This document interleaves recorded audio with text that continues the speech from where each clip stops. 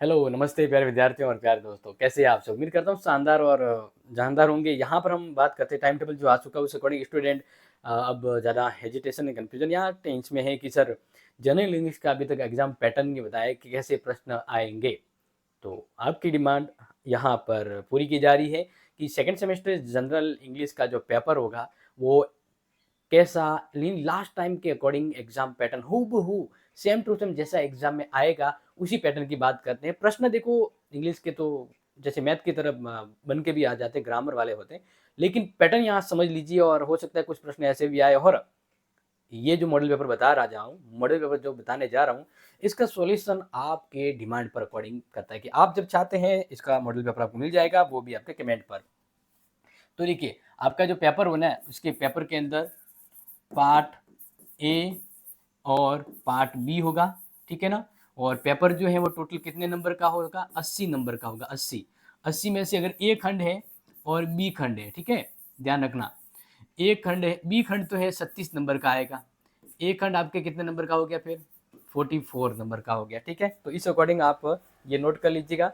Okay, अब यहाँ पर देखिए पहले यूनिट से आपका जो प्रश्न आएगा कि fill in the blanks with suitable article where is necessary, और नहीं है कोई आर्टिकल नहीं आ रहा तो एक्स यानी जीरो लगाना है। तो जैसे आप स्क्रीनशॉट ले लीजिएगा, पूरा तो नहीं पढ़ेंगे क्योंकि ये सॉल्यूशन जब आप कहेंगे तब सॉल्यूशन करवा देंगे।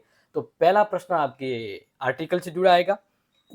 फिर second fill in the blanks with a suitable model.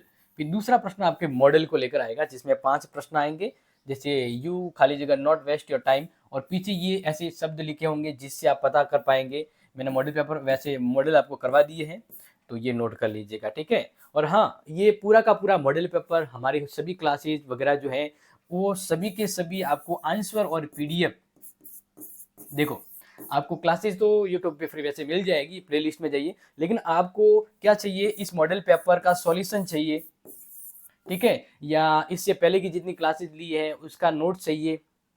तो कंप्लीट जो नोट जो है ना वो क्लासेस सेट ऐप पर अवेलेबल है, जाइए और लर्न कर लीजिए।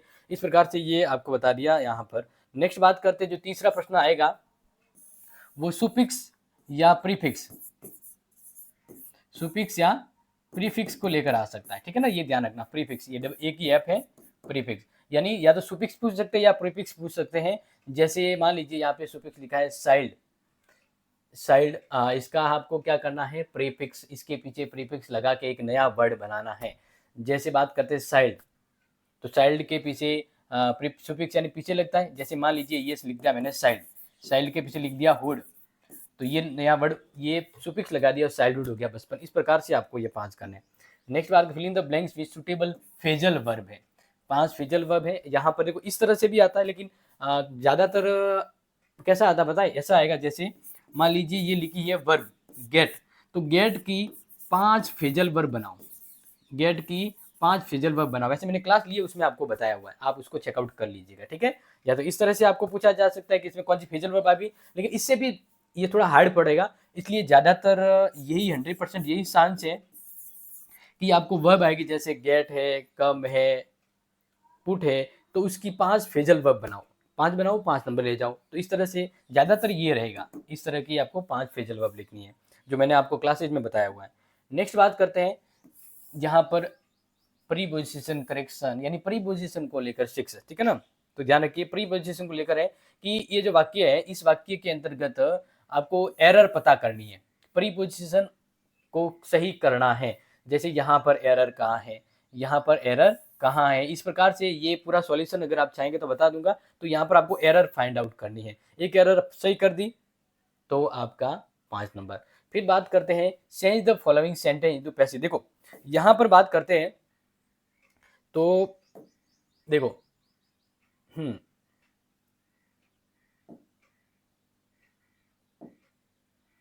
ये 5वां पेज, क्वेश्चन नंबर 5 शायद मिस हो गया है।